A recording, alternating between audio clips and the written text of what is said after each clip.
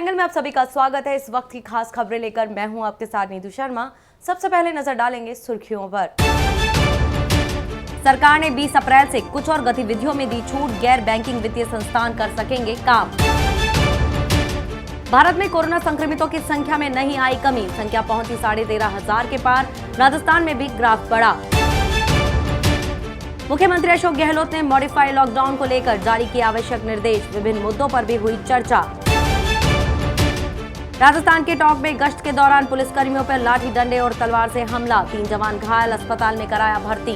केंद्रीय गृह मंत्रालय ने लॉकडाउन की अवधि के दौरान 20 अप्रैल से कुछ और गतिविधियों को छूट दे दी है। इसके लिए राज्यों और केंद्र शासित प्रदेशों की सरकार के लिए नए दिशा निर्देश जारी किए गए हैं। सरकार ने गैर बैंकिंग वित्तीय संस्थानों, हाउसिंग फाइनेंस, लघु वित्त संस्थानों को बंद के दौरान न्यूनतम कर्मचारियों के साथ काम करने की अनुमति दे दी है।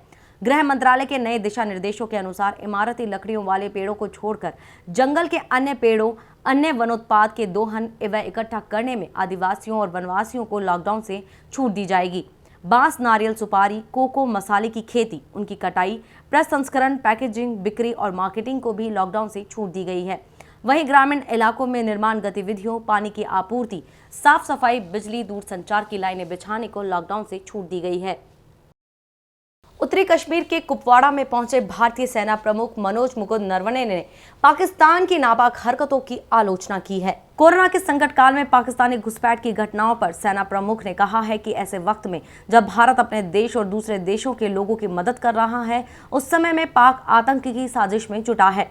सेना प्रमुख ने कुपवाड़ा में कहा कि दुनिया भर में कोरोना की जंग के बीच भारत आज सिर्फ अपने ही नहीं बल्कि अन्य देशों के लोगों की भी मदद कर रहा है। दुनिया में दवाओं की कमी और चिकित्सकीय सेवाओं के संकट के बीच भारत जहां सभी देशों को कोरोना से उबरने की सहायता देने में जुटा है, वहीं पाकिस्तान अब भी आतंकी साजिश से ही कश्मीर को अशांत करने में जुटा हुआ है। जम्मू कश्मीर के किश्तवाड़ में सुरक्षा बलों और आतंकियों की मुठभेड़ में सुरक्षा बलों ने 2 आतंकियों को मार गिराया है। 4 दिन पहले इन आतंकियों ने जम्मू कश्मीर पुलिस के 2 एसपीओ पर हमला किया था, जिसमें एक एसपीओ शहीद हो गया था। साथ ही आतंकवादी एसपीओ के हथियार लेकर जंगल की ओर भाग गए थे। इस हमले के बाद से आतंकियों को पकड़ने के लिए तलाशी अभियान चल रहा है। वहीं आज तलाशी अभियान के दौरान आतंकियों से सुरक्षा बलों का सामना हुआ। इस दौरान आतंकियों ने सुरक्षा बलों को निशाना बनाना शुरू कर दिया। सुरक्षा बलों ने दोनों आतंकियों से समर्पण करने की बात कही, बावजूद इसके आतंकी फायरिंग करते रहे। इसके बाद सेना ने मोर्चा संभाला। कई घंटे तक चली मुठभेड़ में सुरक्षा बलों ने दोनों को ढेर कर दिया। दिल्ली के निजी स्कूलों में पढ़ने वाले छात्रों और उनके अभिभावकों के लिए एक राहत भरी खबर है। दिल्ली के उप मुख्यमंत्री और शिक्षा मंत्री मनीष सिसोदिया मीडिया से वीडियो कॉन्फ्रेंसिंग के जरिए रूबरू हुए। उन्होंने कहा कि कोरोना की वजह से शिक्षा और अर्थव्यवस्था सबसे ज्यादा प्रभावित हो रहे हैं। मुझे और सरकार को कई जगह से शिकायत मिल रही है कि कुछ स्कूल बढ़ा चढ़ाकर फीस ले रहे हैं। ऐसे में सरकार ने फैसला लिया है कि कोई भी निजी स्कूल बिना सरकार की इजाजत के फीस नहीं बढ़ा सकेगा। वहीं मासिक आधार पर सिर्फ ट्यूशन फीस ही लेनी होगी। इसके साथ स्कूल प्रबंधन को अपने पूरे स्टाफ को वेतन देना होगा। अगर कोई स्कूल इस फैसले का उल्लंघन करता है तो उसके खिलाफ दिल्ली स्कूल एक्ट व राष्ट्रीय आपदा कानून के तहत सख्त कार्रवाई होगी। दिल्ली सरकार ने इस बारे में आदेश भी जारी कर दिया है। भारत और दुनिया में कोरोना वायरस से संक्रमित मरीजों की संख्या में लगातार बढ़ोतरी हो रही है, पर अच्छी बात यह है अभी तक भारत तीसरी स्टेज में नहीं आया है। विश्व में अभी तक 22 लाख से ज्यादा लोग इससे संक्रमित हो गए हैं और करीब 2 लाख लोगों की इससे मौत हो गई है। वहीं केंद्रीय स्वास्थ्य और परिवार कल्याण मंत्रालय की ओर से जारी आंकड़ों के मुताबिक पिछले 24 घंटे में 1007 नए मामले सामने आए हैं और 23 लोगों की मौत हुई है। इसके बाद देश में कोरोना वायरस पॉजिटिव मामलों की कुल संख्या 13,500 हो गई है, जिसमें 11,201 सक्रिय है। 1,749 लोग स्वस्थ हो चुके हैं या उन्हें अस्पताल से छुट्टी दे दी गई है और 437 लोगों की मौत हो चुकी है। महाराष्ट्र में 288, गुजरात में 92, राजस्थान में 62, कर्नाटक में 38 और आंध्र प्रदेश में 38 नए मामले सामने आए हैं। लॉकडाउन के दौरान राजस्थान के कोटा में मेडिकल व इंजीनियरिंग की कोचिंग करने वाले यूपी के करीब 7,500 छात्र फंसे हुए हैं। छात्रों के अभिभावकों ने सरकार से गुहार लगाई है कि किसी तरह उनके बच्चों को यूपी वापस लाया जाए। इसके बाद सीएम योगी आदित्यनाथ ने अफसरों को वहां फंसे छात्रों को वापस बुलाने के निर्देश दिए हैं। सरकार ने उन्हें वापस लाने के लिए 247 रोडवेज बसें चलाने के आदेश दे दिए हैं। ये शनिवार को ये बसें छात्रों को लेकर लौटेंगी। राजस्थान सरकार ने अपने यहाँ फंसे छात्रों को वापस बुलाने के लिए सभी राज्य सरकारों को परमिट देने का भरोसा दिया है, जिस पर सीएम योगी आदित्यनाथ ने यूपी के छात्रों को वापस बुलाने का तुरंत निर्णय करते हुए रोडवेज रोडवेज के एमडी राजशेखर को बसों का प्रबंधन करने के निर्देश दिए। मुख्यमंत्री अशोक गहलोत ने मॉडिफाइड लॉकडाउन के बारे में सरकार के अधिकारियों और मंत्रियों से वीडियो कॉन्फ्रेंसिंग की। वीडियो कॉन्फ्रेंसिंग में सभी विभागों के अधिकारियों ने अपना प्रेजेंटेशन दिया। वहीं जयपुर और जोधपुर के पुलिस कमिश्नर ने लॉकडाउन के दौरान पुलिस की सुरक्षा व्यवस्था के बारे में बताया। वहीं मुख्यमंत्री ने जोधपुर, भीलवाड़ा और टोंक के कलेक्टर से भी वहां की स्थिति के बारे में जानकारी ली और उन्हें मॉडिफाइड लॉकडाउन के बारे में निर्देश दिए। मुख्यमंत्री ने वीडियो कॉन्फ्रेंसिंग में कहा कि उनके लिए पहली प्राथमिकता प्रदेश की जनता है और उनकी सुरक्षा को सर्वोपरि रखने के लिए निर्देश दिए। साथ ही उन्होंने कहा कि यदि मॉडिफाइड लॉकडाउन में गाइडलाइंस की पालना नहीं हुई तो सभी सुविधा वापस ले ली जाएगी।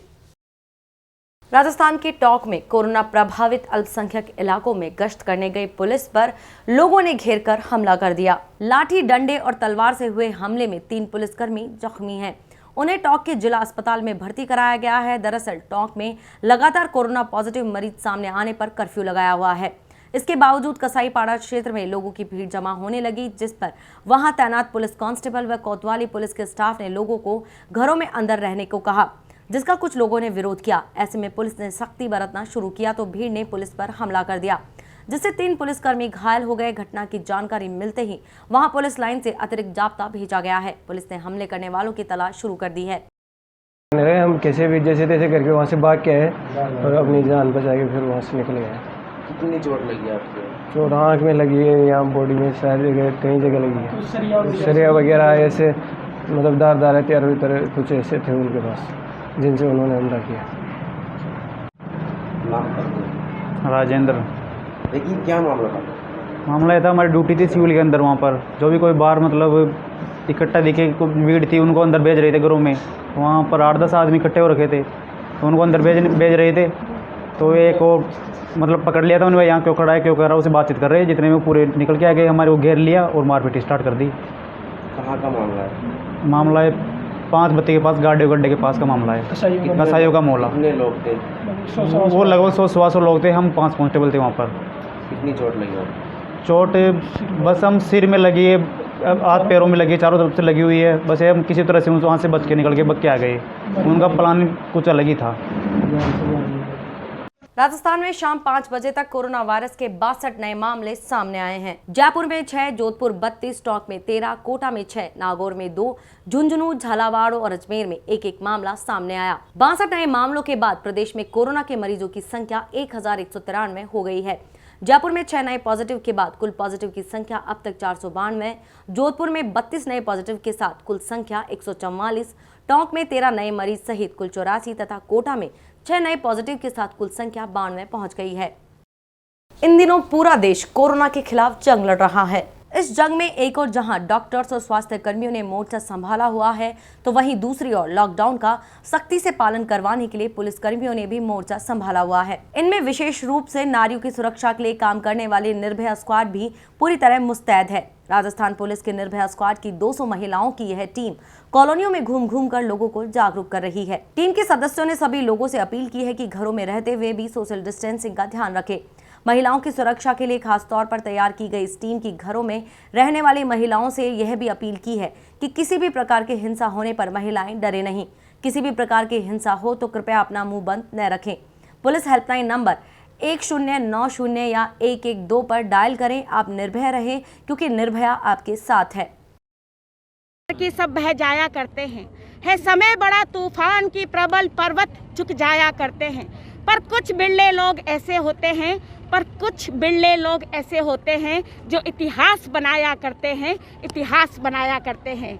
राजस्थान पुलिस ने भी हमेशा से अपना एक इतिहास बनाया है और आगे भी एक इतिहास बनाने जा रही है। जनता भी एक राजस्थान की एक इतिहास बनाएगी और इस कोरोना को जड़ से ख़त्म कर देगी।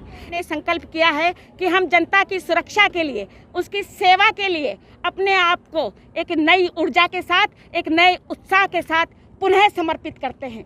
हर सूरत में हमारी सांस की, अंतिम सांस की भी एक जो सांस है वो जनता के काम आएगी। इसके लिए हम लोग तत्पर रहेंगे, सदैव तैयार रहेंगे। निर्भया स्क्वाड के बारे में आप सभी जानते हैं। निर्भया स्क्वाड की ये 200 महिलाएं हैं जो लगातार पूरे जयपुर के अंदर हर बीट में हर बीट में, जयपुर में हर चप्पे चप्पे पर ये तैनात है। इनका जन्म केवल महिलाओं की सुरक्षा के लिए, बच्चों की और बुजुर्गों की सुरक्षा के लिए हुआ है। ये उस स्थान पे तैनात रहती हैं जहां महिलाएं ज़्यादा होती है, जहां पर जैसे कि कोई बस स्टॉप हुआ या कोई भीड़ भाड़ का इलाका हुआ या कोचिंग सेंटर हुआ, उन सभी स्थानों पर ये हमेशा तैनात रही हैं। और आज इनका जब ये कोरोना से जंग शुरू हुई है तो एक नया रूप प्रदर्शित हुआ है।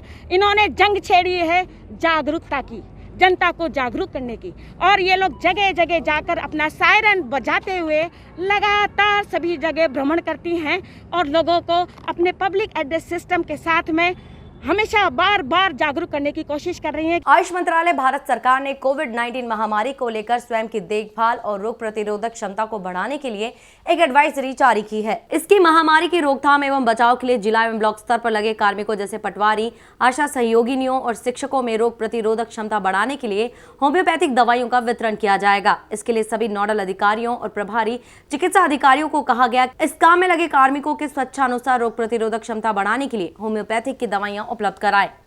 आपको ये बताते हुए अत्यंत हर्ष हो रहा है कि हमने 10 अप्रैल 2020 को विश्व होम्योपैथी दिवस पर एक वीडियो के माध्यम से आप सभी से चर्चा करने की कोशिश की थी। उसकी सार्थक पहल आज राजस्थान सरकार ने की है। राजस्थान सरकार के राजस्थान होम्योपैथिक निदेशालय जयपुर ने एक एडवाइजरी जारी की है। उसमें आर्सेनिक एल्बम मेडिसिन को एज ए प्रिवेंटिव और अन्य जो मेडिसिन लक्षणों के आधार पर मरीज में पाए जाते हैं, जो लक्षण मरीज में पाए जाते हैं उसके आधार पर देने के लिए राजस्थान के जितने भी होम्योपैथिक चिकित्सा अधिकारी हैं उनको आदेशित किया है। तो ये हम सब के लिए बड़े गौरव का क्षण है। और आपको मैं पुनः ये निवेदन करना चाहूँगा कि जो मैंने 4 मेडिसिन बताई थी, arsenic album, bryonia alba, gelsemium, phosphorus, जो आपके सिम्टम्स आ रहे हैं, जो प्रेजेंट्स में आपको महसूस हो रहा है, जो मरीज को प्रेजेंट में लग रहा है, आप निकटतम अपने होम्योपैथी डॉक्टर से संपर्क करके उनके निर्देश के अनुसार कौन सी पोटेंशियल लेनी है, कब उसको रिपीट करना है, कब उसका सिंगल डोज लेना है, आप होम्योपैथी डॉक्टर से कंसल्ट करके लेंगे तो आपको ज़्यादा उपयोगी साबित होगा। दूसरा मैं निवेदन करना चाहूँगा, उस दिन भी मैंने जो 4 मेडिसिन थी उनके डिफरेंट सिम्टम्स को डिफरेंट करके एक दूसरे से बताया था। चारों में सबसे महत्वपूर्ण जो सिम्टम्स है वो प्यास का है। चारों को डिफरेंट प्यास के आधार पर एक दूसरे को डिफरेंट करके लेना है। पानी की प्यास, आप पानी कितना दिन भर में पी रहे हैं उसके आधार पर आपको डिफरेंट करके लेना है।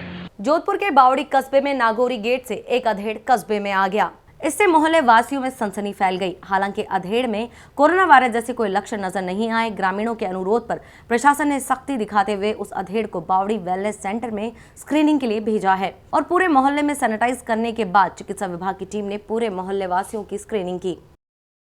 लड़खड़ाती अर्थव्यवस्था में जान फूंकने के लिए भारतीय रिजर्व बैंक के गवर्नर शक्तिकांत दास ने बड़े ऐलान किए हैं। कोरोना वायरस के चलते देश में 3 मई तक लॉकडाउन है। ऐसे में आर्थिक गतिविधियों पर असर पड़ रहा है। दास ने कहा कि कोविड-19 महामारी के चलते रिजर्व बैंक आर्थिक हालात पर लगातार नजर रखे हुए हैं और वह उससे निपटने के लिए सभी उपायों का इस्तेमाल करेगा। केंद्रीय बैंक ने रिवर्स रेपो दर में 0.25% कटौती कर उसे 3.75% कर दिया है। हालांकि रेपो दर में कोई बदलाव नहीं किया गया है। यह 4.4% दर पर स्थिर है। आरबीआई के गवर्नर शक्तिकांत दास ने कहा कि अंतर्राष्ट्रीय मुद्रा कोष के अनुसार देश की आर्थिक वृद्धि दर 1.9% रहने का अनुमान है। G20 देशों में भारत की स्थिति बेहतर रहेगी। इसके अलावा लॉकडाउन में मोबाइल और नेट बैंकिंग में कोई परेशानी नहीं है। खबरों का सिलसिला यूं ही जारी रहेगा। देखते रहिए द एंगल। नमस्कार।